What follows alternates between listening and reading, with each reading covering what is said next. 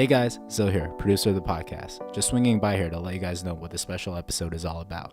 We recently held a panel here in SF titled State of the Art in Human Performance, Biohacking, Athlete, and Military Perspectives. Normal host of this podcast, Jeffrey Wu, moderated the panel, with the guests including Human co-founder Michael Brandt, our research lead Dr. Brianna Stubbs, and retired Navy SEAL Admiral Krongard. They had a great discussion about the nuances of human performance in their respective fields, pondered over philosophical topics such as what trumps what, natural talent or hard work, along with answering questions from the audience near the end. This episode is a recording of the panel. Unfortunately, the first 15 minutes did not record properly. I will take full blame, so we'll just be jumping right into it. Jeffrey Wu just asked the aforementioned question of natural talent versus hard work. Now that you have context of what you're about to hear, without further ado, please enjoy the state of the art in human performance. As much as you can try and optimize and measure, maybe that gets the most out of you, but there are still always these people who are just talented and are going to make it. I do think there is always room to be better if you eat better. I do think that raw enjoyment of what you're doing, if you like going for a 15-mile run, that's just an unfair advantage you have against the person next to you who's counting every calorie and using the latest and greatest. So you might win. But if you're both, I would say that's the optimal. If you've got the natural talent and the love of the game and you optimize really well, that's got to be the best outcome. This brings up one of my very favorite topics in human performance, and that is there's a small group of guys in the SEAL teams. I'll just use an example. I used to call them the samurai because they were focused on eating right. They had all the latest gadgetry. They mastered everything. Their gear was pristine. And then this semi-fat slob would walk out and just crush them on a pistol, some sort of pistol competition. And it made no sense, and they would go back and huddle and go into meditation, and that kind of thing. And they couldn't beat this guy. And it's just, life is not fair. But the flip side of it is that, every so often you got a guy who combined it all.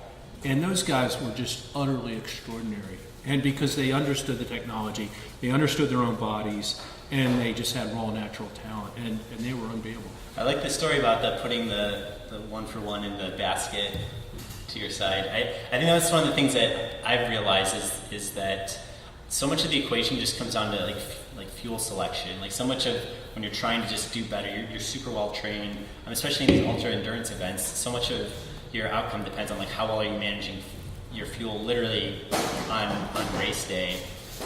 And you just start realizing you're this machine that's turning this pile of food into some outcome, some speed or some performance outcome. And there's some optimization to be made there. And I think seeing your body from the third person as a machine of okay, this is what's going in, I'm a machine, and then I have this output has been a really helpful mental model. But I think I'd kind of like to counter that with it almost directly contradicts what you were saying about enjoying it being a really powerful thing, because personally, I remember being 8 and doing my first, I started rowing when I was 10, and I remember doing rowing races and just desperately wanting to win and going so hard until I puked and just being crazy passionate. And then the further I got down the line of being elite and measuring, the further I got from that. And the race when I won the world championship most recently in 2016, it was comparatively dead. I was just the whole experience of being at the championship, we had a timing schedule, everything, every minute was planned, every gram of sweat, we'd get up and all 4 of us had to be a certain way. We'd get on the scales and then we'd be splitting the difference, measuring out fluid that we could drink and that, it was just and it was not fun. And so I think it was not fun at all. And actually, I've got this picture of me in my little shower cap, and I used to sweat down to race weight listening to an episode of a radio podcast that lasted 15 minutes because I knew I had to be in the shower for 15 minutes, and it just made it that little bit more pleasurable. And I'd have my sweat cap on, and then ready to go, I'd have a plastic carrier bag and 2 pairs of leggings. Anyway, I've got this picture of me on the bus going down to the race course with this woolly hat on, covered in sweat, and I kept that picture because it reminds me of where I'd kind of got to. And so I actually think, yes, measure everything, but also kind of enjoy it, and the happy medium is there in the middle. Yeah, I think this is the close that thought. I think you need some sort of passion to get started, right? I think you need to have some I guess, naive joy to be like, oh, I like rowing, or I want to do buds and do SEAL training, or I want to start doing ultra marathons. And then once you start becoming a professional in it, then it becomes kind of a job, right? Like you need to be perfect machine-like on it. And the kind of the funness goes away because you're not experimenting out there, you're just executing the plan. But I think, something that we used to work on in the team was trying to visualize and tap into those kind of positive emotions so you could try and recreate it. It was it happened with varying degrees of success. But I think the mind is really powerful, and there were some people that were much better at compartmentalizing the machine bit and the passion bit and bringing both out when they were needed. Yeah, let's talk about that. I like the notion of simulation, right? If you've, in your mind, done a mission 100 times, or you rode that world championship 100 times, I think what you said, you're going to feel a lot more relaxed and in the zone when you're actually in competition. So I'm curious from the military perspective and the sporting perspective, what, was that a focus? What were the routines, protocols to get as simulated to reality as possible? And maybe are there technologies like VR, AR that at the cutting edge that makes it even more realistic in the future? I have been thinking, this goes back to kind of the samurai thing. I have been thinking a long time, my whole Navy career, certainly for, so over 3 decades, I was thinking about how do you attain mastery and how do a lot of it is how well you're trained. I was trained in the mid 80s by a group of men who had gone to Vietnam, and we learned things from Vietnam. And frankly, after 9/11, not all those lessons applied. And so there were some challenges there. Another challenge was that our training was developed, a lot of it, frankly, back in 1943, in the middle of World War II. And it was kind of a black box. People didn't really understand why we did certain things. We just kind of did them. It's kind of like there's stories down in Brazil of people who were lighting candles on Friday night, and it's because they were, Jews, their families back in 1492 kicked out of Spain, and they became hidden Jews. And we had the same kind of thing. We had these weird things we did, and no one could remember why we did them. And then every so often you'd find out why you did them, and they were generally speaking what we call lessons learned in blood. But we would do things over and over and over again, and in the most efficient training regimes, especially things associated with diving and parachuting, they're very, very dangerous. You wouldn't even think, you just did something, and you didn't even know you had done it. It was just muscle memory. But the hardest part of it wasn't doing the training, it was actually training the people that trained the people. It was teaching people to train people. I'm amazed, and this is not a great rule and it doesn't always hold up, but generally speaking, we found that the guys who were great trainers weren't necessarily the great operators, in the same way that great coaches in professional sports weren't always, Hall of Fame athletes. Yeah, I think what Alex is saying about repetition being really key. I think there's is it the 10,000 hour rule, or is it more rule than that? I think if you do something enough, you will attain mastery. And I think for me, reflecting on my time performing at that level, it's having a time to mentally rehearse anything that you're planning to do, whether it's give a presentation at work or go and do some athletic endeavor. Give yourself time to really think through all of the different scenarios, and sometimes in a rowing crew we would talk through things as a team. And so I think if you're doing a team presentation or working on a project together, having open lines of communication and being really honest about how you feel and how that might affect your performance is something that is really important and can really be crucial to the success of a project. Yeah, so I haven't gotten the same level of world-class mastery as these two, but I have had some good results.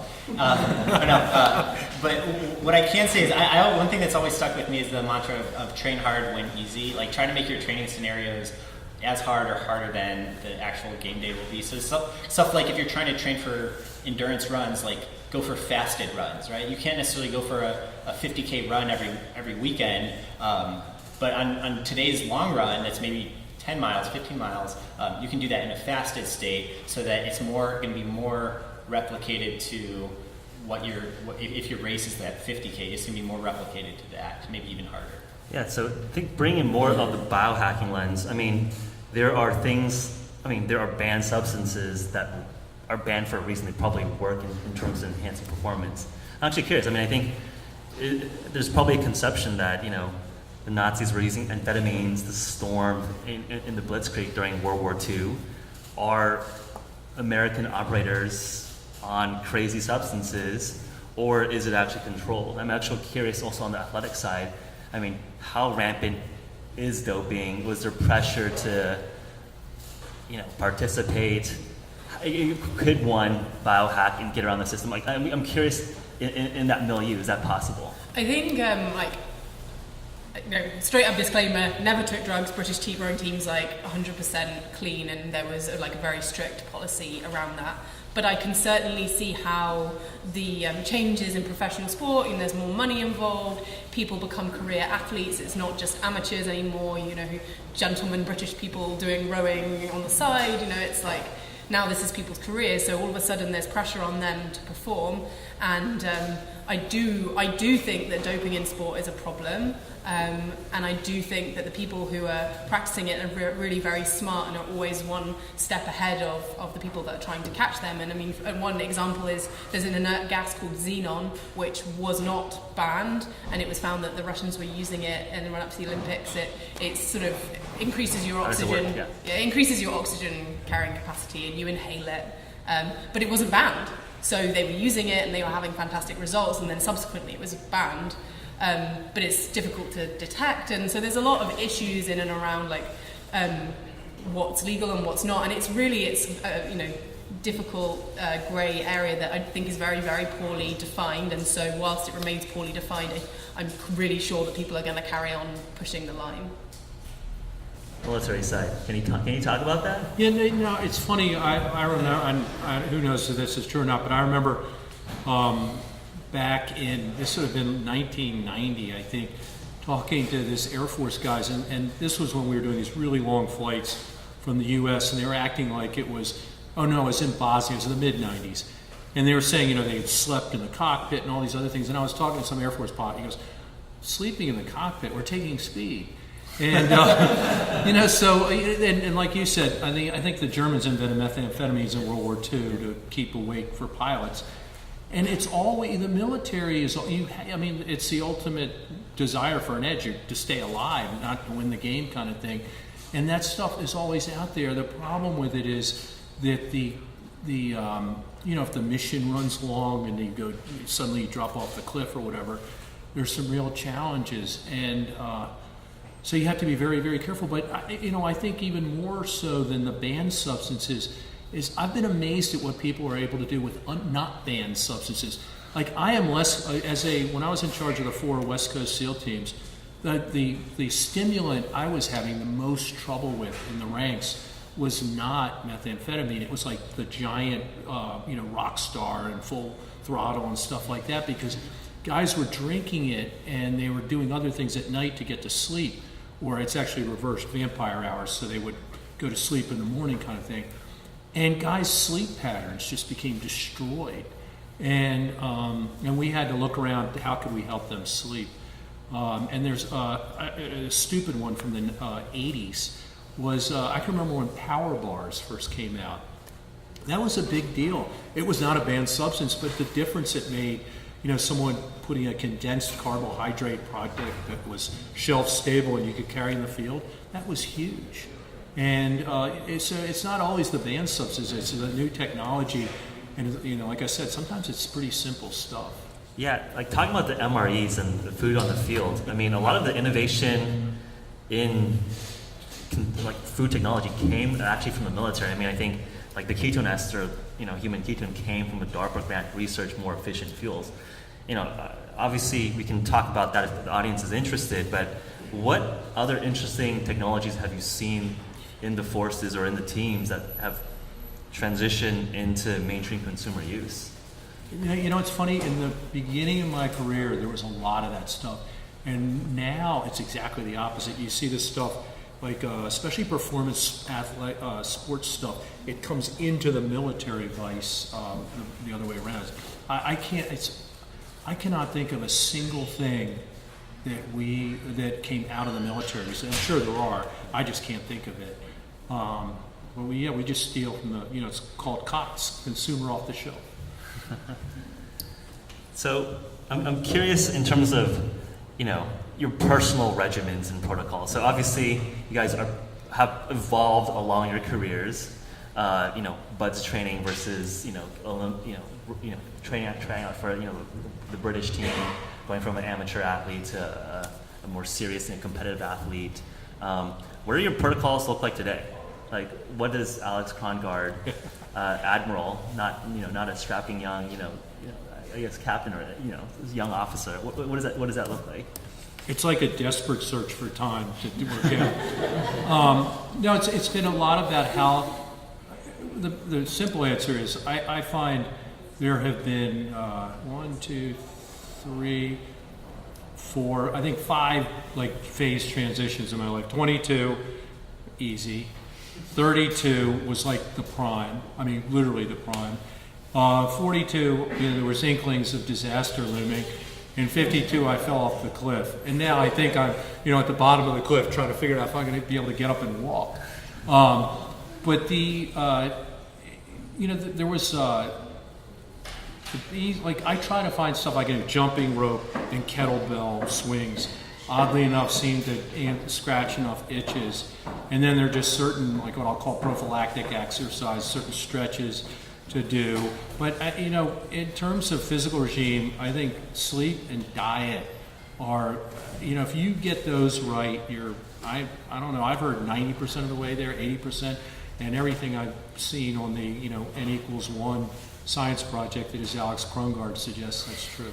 Yeah, I mean, that's probably the main key take-home message. Sleep and diet; those are 2 things that you can control really, really easily, and they're really going to make a big difference. But I mean, there have certainly been a few things that I've been experimenting with now that I've got a little bit more freedom to experiment. Because actually, when I was on the team, everything had to be so finely honed that there was no real time for self-experimentation. And so, since I finished rowing and I moved to Michael and I are training together for Ironman and triathlon events and cycling events, I've been able to experiment a bit more, and so I've been doing intermittent fasting with Human, and that's helped me out in a lot of ways. I think that's really, really easy for people to experiment with, whether it's you're going to try even just a 12-hour fast overnight, you can push that out to 16, 24, it really will meet you where you're at. So I think that's something that I've taken from these guys that's been really, really valuable for me, and I felt like it's given me much better awareness of my diet and eating better than I had before, and also I feel more energized when I'm fasting, more productive. So I think that's really great thing that I would recommend everyone try. And also I'm more into a more regular practice of meditation. Again, it was something that kind of fell by the wayside when I was studying, but also rowing, and now I try and make 10 minutes every day for a little bit of mindfulness practice. Other than that, I still work out most days and track things kind of obsessively. That's kind of boring, much of all the same. Yeah, as far as day-to-day routine, I try to do something active every day. I think that's just another good mantra, do something active every day. I do a lot of, I try to explore the whole range. I don't just think about it as working out, I think about it as metabolic conditioning. So every workout or exercise has some sort of goal, and I'm trying to always extend the range in some way. So I'll go on a really long run at a lower threshold, or I'll do like sprints every week, and you are all invited to come. A lot of us come to track day at Kazar, and I'll do the track workouts, right? So exercise that part of the range, get really good power, get really good fast twitch exercise. So always trying to extend metabolic conditioning by focusing at one workout in one particular direction and extend out in that direction, and then the next day do something else. And it's like constantly like pushing the wall out, and then if you're doing it right, then it builds, and like your capabilities expand just across the board. Cool. Do you want to jump in? I just want to echo a couple. The mindfulness thing, if I had to pick one thing after diet and sleep, it would be, and I'm not so sure the mindfulness thing doesn't allow the other two to happen. Everyone has a different mindfulness protocol that works for them, but I think that's a huge new development of the last. Well, it's been around a long time, but it's actually come back into vogue in, I don't know, the last 10 years maybe, is one. And then the other thing that it's not a practice, it's a danger, especially as you get older, is emotional stress. And I have seen that wreck more people than any other single thing I can think of. It seems to be at the, at bottom of, all kinds of abuse problems and a lot of other things. And I think that's where the mindfulness really comes into play.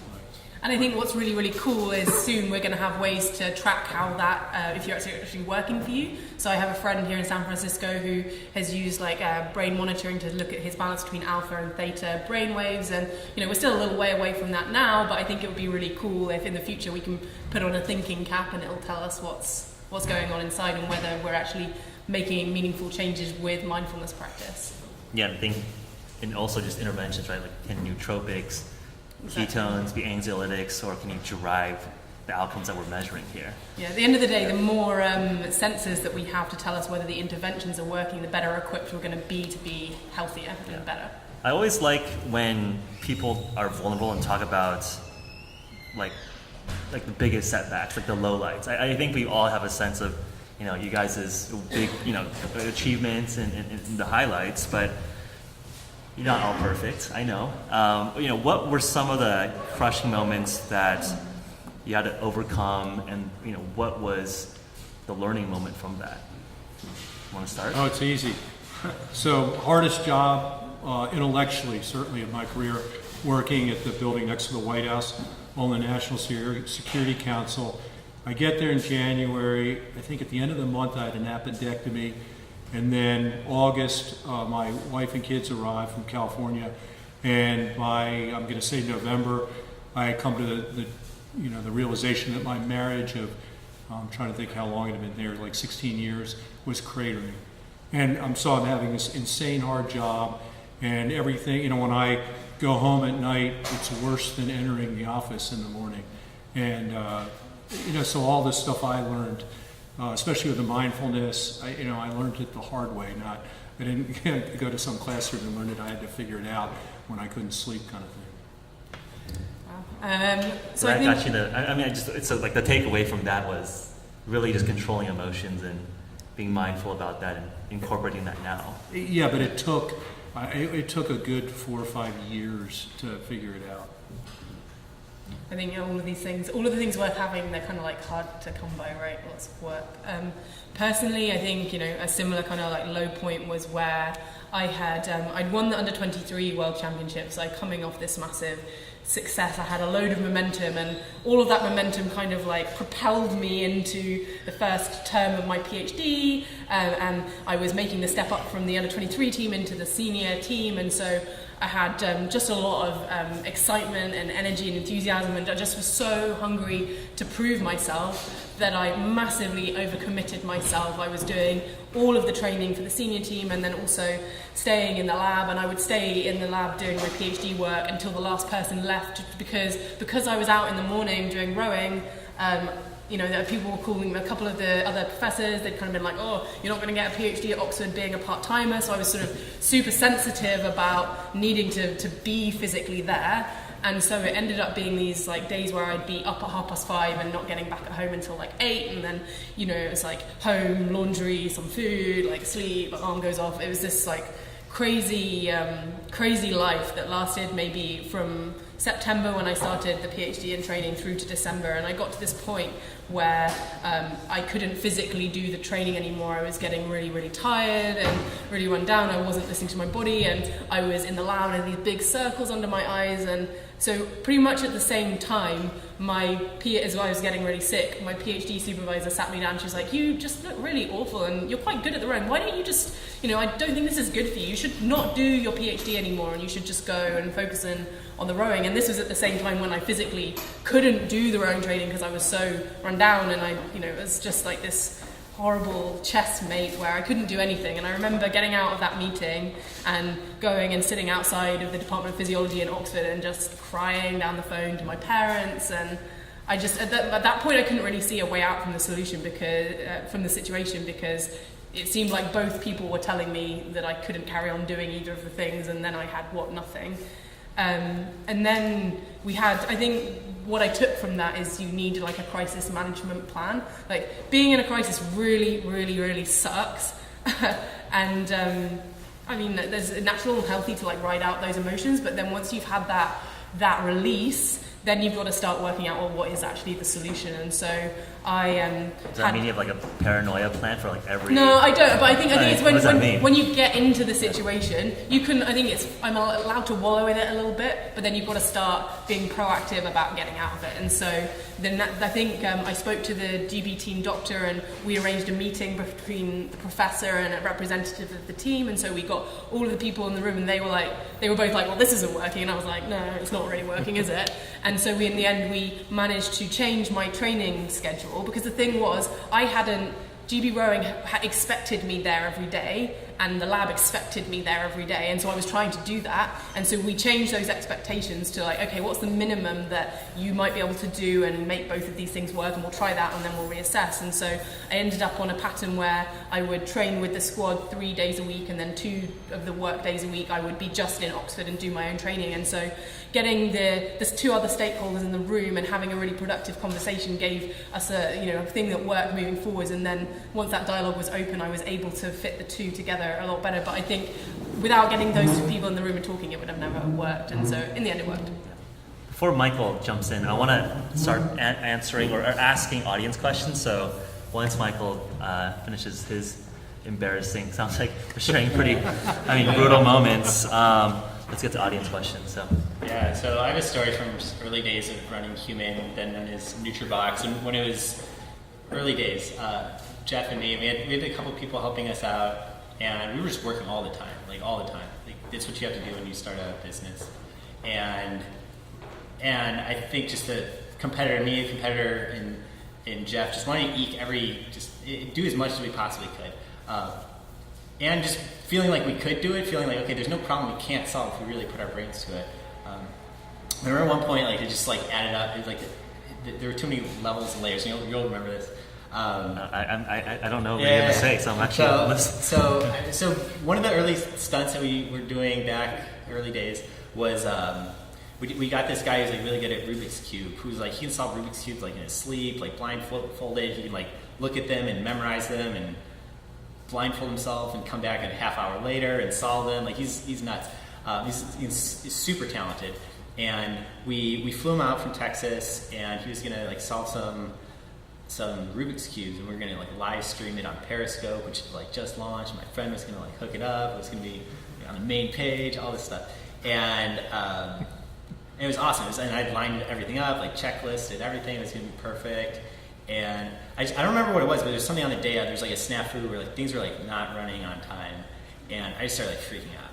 And I just like didn't know how to communicate. I don't know if it was a panic attack or what, but I was like I was not in a good state to where I wasn't like throwing productive energy at it. I was just like freaking out. Like, why is this happening? Like, is this supposed to start 10 minutes ago? People are watching. Like, you remember now. Yeah. And it sucked. And I think the takeaway there, there's no resolution to the event itself. I mean, it went off, like we did it, got a ton of people watched it. It was a little late, that kind of sucked, like whatever. But the takeaway there was just like to be able to tread more lightly. I think another realization is that you're part of a team, and like you need to, in order to do the things you want, you need to surround yourself with people that will help you do that. And that's the first half. And the second half is you just have to always like communicate well, and the people you're around need to communicate well. You need to give a good sense of what your state is to the people around you, and they need to be giving a good sense of what their state is to you, so that you're just like the network of people that you're part of is like well-functioning synapses. And because there's just going to be holes, there's going to be bad days, there's going to be things that extend beyond your capabilities. And if you have this well-functioning network, you're a little bit more resilient. You can take like a harder blow. You'll adjust to it better than if you're just trying to be really rigid and do it all on your own. I think that seems like to be like a SEAL team, like ethos, right? It's like a team. Well, I want to open up the audience questions. Do we have any takers? Otherwise, I want to keep asking questions. Yes. So I work as a applied scientist. So my question is, we know exercise and nutrition are completely tied to how we think and how we feel, and so some research just a few days ago. Exercise and diet appears to work as good as maybe antidepressants for people who are clinically depressed. So there's this great interaction, but we don't really measure the brain as well as we measure urine analysis and glycogen and other things, cortisol. Do you guys do any brain training? I mean, lots of your examples, my son Rose, lots of examples where what you do to get yourself through mentally, the 2x6K or whatever you're trying to achieve with your split times, you have a lot of downtime in theory when you're just left with your own brain to think about how you're going to approach the day. Do you guys do a mental regime to get yourself ready even today? So I mean, it's not something that I do at the moment, but certainly on the team I was talking a little bit about visualization. That would be something that would be very scheduled, and I would look at that as brain training. And something like, if I could go back and do something again, there's some really fascinating research coming out at the moment around training in a mentally fatigued state. So before you go and do your long run, you sit and do similar to crossword puzzles, difficult reaction time. In fact, I think it's actually got to be really boring tasks. So you've got to sit for half an hour before you go and run for an hour and wear your brain out. And so even though physically you're fresh still, putting yourself in that mentally tired position gives you the benefit of having trained for longer. So I think that's something that maybe I'll try now out as I'm doing these more endurance events. I didn't do it at the time. Well, I think the research that has come out around brain games is that they're pretty domain specific, right? I think you saw some of the controversy with Lumosity and some of these brain training apps. And I think that the consensus there has been these don't really translate that well, right? If you're really good at memorizing the number of sheep that are jumping, it doesn't translate that well. Yeah. I think it's got to. I think what you're both saying comes together. It's got to be specific for what you're doing. So if you want to be a master musician, then you can, maybe not just practice but visualize as well. And with rowing, for example, when we were injured, we used to do a lot of video analysis because obviously research coming out that when you watch someone doing something, it kind of activates your motor cortex or prefrontal cortex, whatever the upstream pathway of that is. So you can actually start training in some of those motor patterns just by watching and being mindful about thinking about. So I certainly think that that's really powerful. And so maybe brain training apps are a little bit kind of gimmicky, but if they're getting people to engage and think about their brain, then that's a good thing. I think the first step is realizing it's something that's a weapon in your toolkit, and then it's okay, so how do I sharpen my weapon to be like a computer programmer or an athlete or whatever it is. I mean, for example, kickers in the NFL, they'll just take hundreds and hundreds of shots, and that's kind of not only a physical practice for them but a mindfulness practice as well. Great. Other takers? Yes. I have a question too. What was the most profound thing that you learned from Dr. Clark? Oh wow, so many pearls of wisdom. Can I just add context? So Professor Karen Clark was Brianna's research advisor over at Oxford University, and she also invented the ketone ester as an expert in ketosis. So that's the context. Do you mean as an overall picture or kind of specifically to do with science? Because I want to answer your question properly. How about both? So, I guess more from the science. Yeah, okay, so I guess more generally, it was always, as a woman in science, it was always great to have another strong female scientist heading up her own group, and also she was also commercializing and working on the pathway for making the ketone ester happen. So that was, by watching her do that, I learned a lot about what it means to be driven and to work hard, and she was a great role model. And then in terms of the science, I mean, I feel like a lot of that would have kind of come to me through osmosis. I think I just think she managed to kind of imbue into me all of the excitement for all of the different possibilities that there are for the ketone ester. She does a great job of being realistic and conservative about what we already know, and also opening up questions so that people can go away and do more research, because the way I feel about the ketone ester is that there's a list of things as long as my arm that I'd like to try it for, and I'm really, really excited to be part of that. And I quite openly list what they are, but it's not nothing's about it's known yet. So it's we have to tick them off. And she struck a really great balance of excitement and realism. So does that answer your question? Brandon. Sure. So for Geoff, Michael, Brianna. pretty loaded question, but for how do you think before you guys go into human, how do you apply a data-driven approach or a scientific method to biology, which is highly nonlinear, highly complex, and you didn't have like a single simple solution? How do you think about actually innovating, creating, and the R&D you guys do? I think that's a good question. So I think that, yes, biology is very complicated, but it's, I guess at some point need to decide whether it's like religious or practically, is this a system that has a set of inputs and can we have measurable outcomes? And I think for medicine, which is applied treatment of certain types of diseases or therapeutics, there are clear measurable outcomes for medical use, right? Like, okay, we're gonna have randomized controlled trial, we're gonna reduce cancer recurrence rates using this compound. And you can tease out truth from that. So I think so I'm a computer scientist by training, so I like the bottoms-up approach. Can you simulate like atoms and then build up the complexity of human beings? Well, that's outside the scope of current technology, but I guess this is more philosophical. But yes, I believe you could simulate humans with computing. So applying to human performance and bringing it a little bit towards something that we can actually grapple our minds on. Things that I think we should be paying more and more attention to are things that we can measure, right? I think there are enough things that are subjective. Do I feel smarter? Do I feel more awake? Caffeine kind of makes me feel like I'm more alert. But can we apply these things that are measurable? So I like fasting, for example, because you can actually measure before a fast, after a fast, changes in your glucose levels, changes in your ketone levels. Can you start doing some brain training games? But they're not quite the best possible metric for learning or cognition, but at least some signal that probably reflects some underlying truth. So I think science is about building up a set of tools, and I think you can put together the existing body of work and still make strong claims on how things work in biology. You guys want to add anything to that? Yeah, I would say one thing that dawned on me was when I started wearing a continuous glucose monitor, and it's like you can open up a biology textbook and see how like your blood glucose levels would respond. But there's something about seeing it in yourself, and also there's personal differences that you're going to see from the person next to you, where you're not like inventing new science there, but you're applying it to your own self. You have a better tool to be able to manage your own system.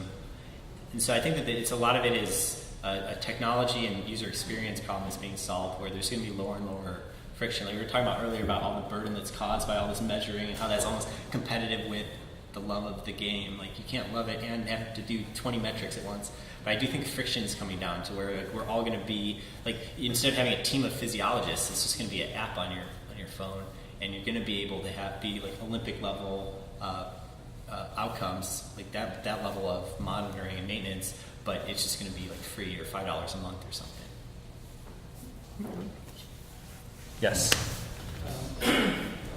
Two of you did mention continuous glucose monitoring, and I haven't heard of that before. I'm curious, but I just did a Google search, and the first two results were literally one at Walmart for $36 and one that cost $780. So can you just give me a little bit of an insight on what you guys are using there? Yeah, I can take that question. So I'm actually curious, like what specific products you're looking at. So continuous glucose monitors were a medical device designed for diabetics. You have to very carefully track your blood sugar, especially if you're type 1, which means you don't produce insulin, to make sure you can add enough insulin in your body so you don't die and starve. But more and more biohackers are using that as a baseline dashboard for general metabolic health. So I think we should put this in the context where a third of Americans are pre-diabetic and diabetic. Over half of us are morbidly obese, and those rates are increasing really, really rapidly. So there's a lot of interest within the biohacking community and startups building cheaper and more available continuous glucose monitors.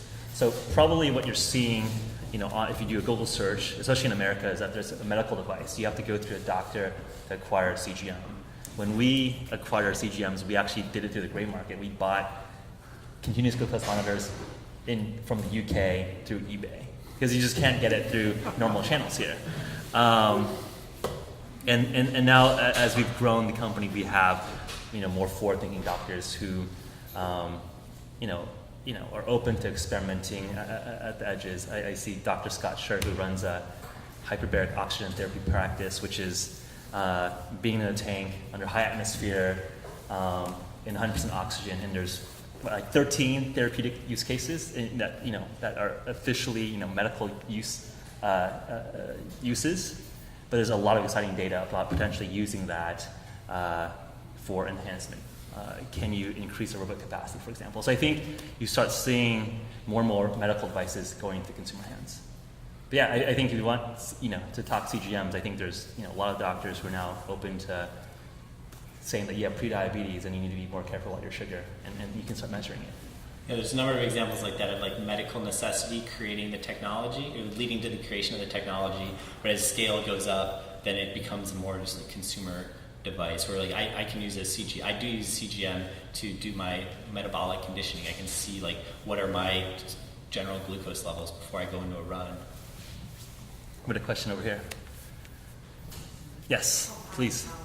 So my husband had cancer in late 2014. He used the ketogenic diet to shrink his tumors rapidly from 14 centimeters to 1 centimeter with chemo and radiation, fasting. Yeah. And we followed the GKI, the glucose ketone index calculator.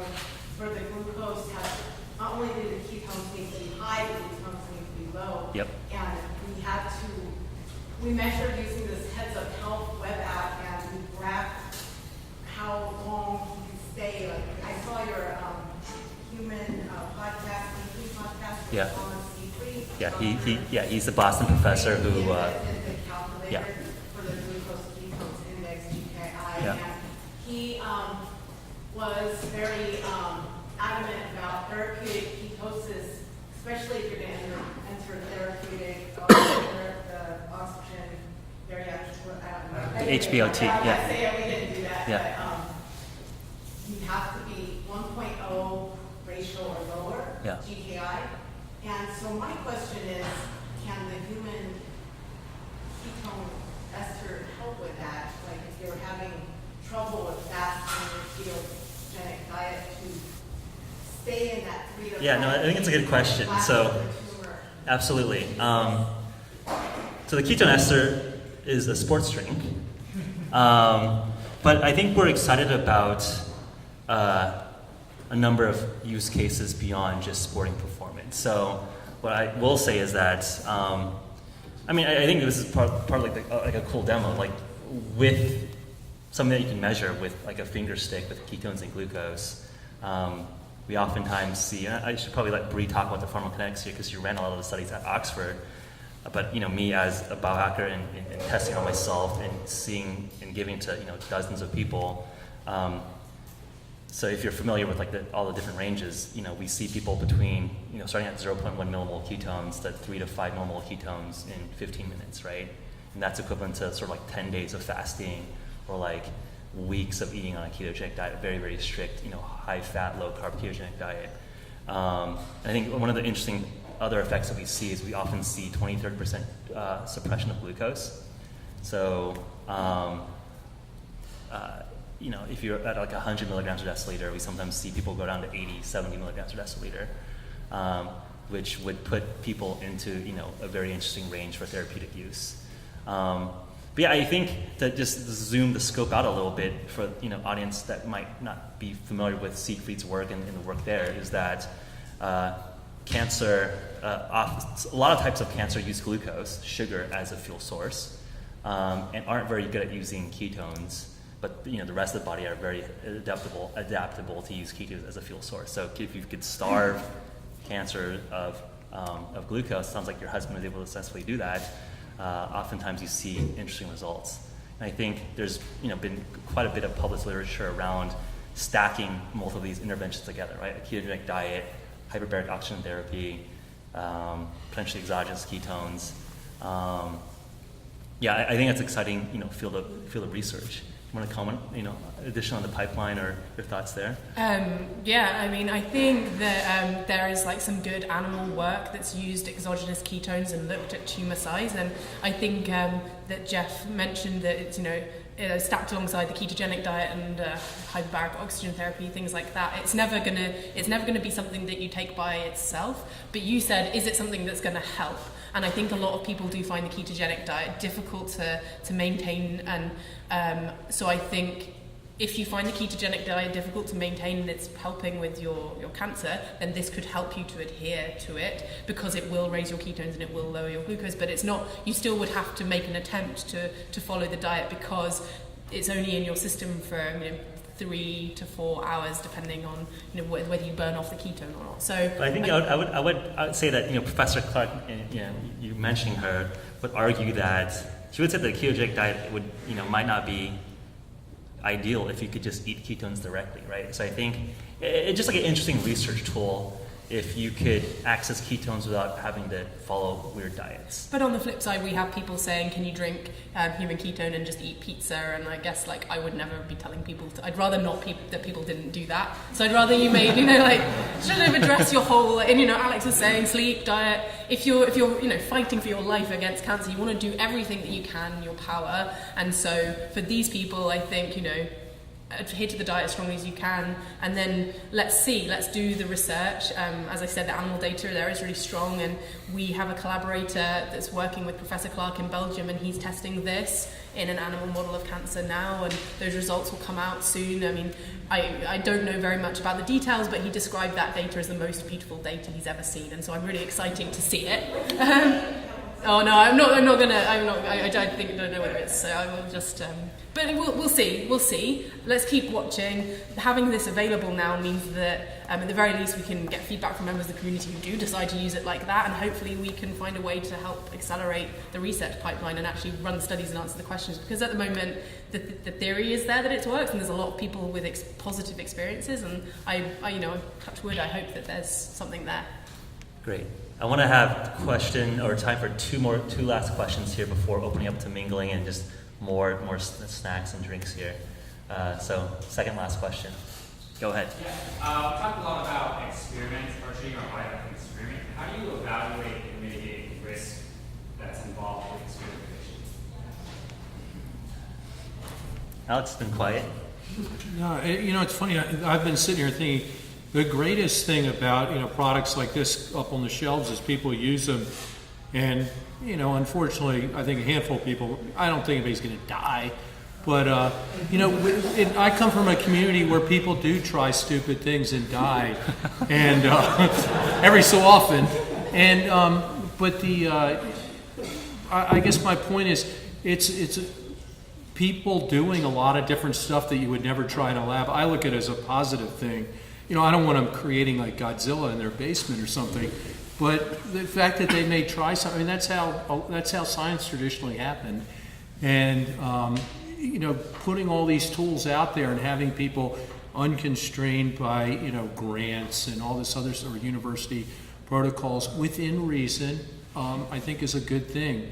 And then you have, other people who are, the universities or the labs or whatever that are going to have protocols and safety things and stuff like that. But I can't remember who said this. Some famous American, I think it was an Air Force general, said, life is not like an inherently safe, process or thing to be doing. And I think we've kind of forgotten that. And, when I go, I've been to a lot of places in the world that people have been making fun of lately. And, I find people there are doing a lot of fascinating stuff, and they're not miserable, and they're enjoying their lives, frankly, and they live with a lot of stress, and they live with a lot of disease and a lot of other stuff, and they just find workarounds. I would love to give them some of this technology. Who knows what they would do with it? Just looking at what they're doing with cell phones is insane. Yeah, also just riff on that. I think the most American thing is to just do experiments and have choice to do those experiments. But I think with that power, you should educate yourself. So I think if you want general broad guidelines or guide rails, right, things that are have human data, safety data especially, much more interesting and much more experimental friendly than things that have only been tested on animals, for example. If you want to be even safer than that, things that are FDA generally regarded as safer than something that might just come out of a military research program. But then I would also say, I think I'm sure people in the community here, like there are people that probably have more experience experimenting. So, ask for advice. The internet has a ton of different forums. That's kind of how I first started looking at biohacking, 3-4 years ago. I think the beauty of decentralization of information is that the content is out there. I think it just depends on you having the motivation to go find and explore it. I think like what Geoff's saying is like make an informed risk reward decision, because there's always going to be risk attached to things, but what's the reward? And so making sure that you've got up to date on all of the information, and therefore I think you make a better decision. I saw two hands go up at the same time, so I want to take your question and your question as the last two questions. This is more just a comment on that conversation. So my name is Scott, I'm a doctor. So, and when people ask me these questions, I get more, quote unquote biohackers coming to see me or talking. And this is a question that I get a lot: is this safe? How do I do this? And I go, well, I don't know, because nobody knows what happens when you take 10 things and do all at the same time. So, if you can, start with one intervention at a time, or at least exactly that way, and see how you do before you start adding 10 things at once. Number one, you don't know what actually helps. Yeah. Number two is it could be unsafe. So if you take 3 ketone products and then don't eat any food for 7 days, you might be fine or you might not, right? So it's important that you just kind of think about it as like my body's a network and things can take some time. Let me do one intervention at a time. You can use the metrics that you can use now. You can use blood glucose monitoring, you can do HRV, you can do any of this stuff. But if you can curb your enthusiasm, and just relax a little bit, then that's usually the best way to go. I agree with that. I think just from a hacker perspective, you can't measure 10 variables all at once. So, appreciate that comment, Scott. Yeah. And then the last question here before opening it up. We have looked at some early, experimentations there. That's something that we hope to, do more of, and that's what, Brianna is spending, quite a bit of time on, working and collaborating with, researchers, especially around longevity, sports performance, cognitive performance, that we're looking to continue to build partnerships on. So if that's of interest, happy to discuss offline. Anyways, thanks so much for coming out, and I want you to, thank you for the panel members here. We appreciate your time. Should we give them a round of applause?